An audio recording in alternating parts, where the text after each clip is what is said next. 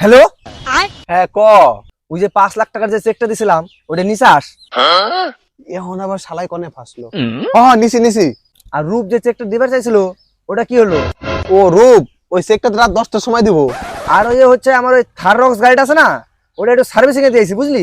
তুই এক কাম করিস, তুই একটু বিকালের দিকে যা ওই গাড়িটা নিয়ে আসিস বুঝলি, আমার আজকে একটু সময় কম তো। ঠিক আছে, ওইটাও নিয়ে আসো মানে।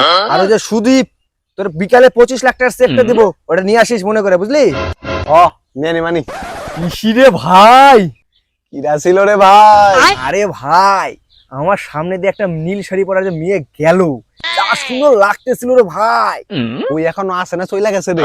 না ভাই, যাইতেছে। তুই এক কাজ কর, তুই আমার মোবাইলে ফট করে 50 টাকা পাঠাই দে, আমি মোটরসাইকেলে তেল ভরে ওর পিছন যাই দি কোনে যাইতেছে।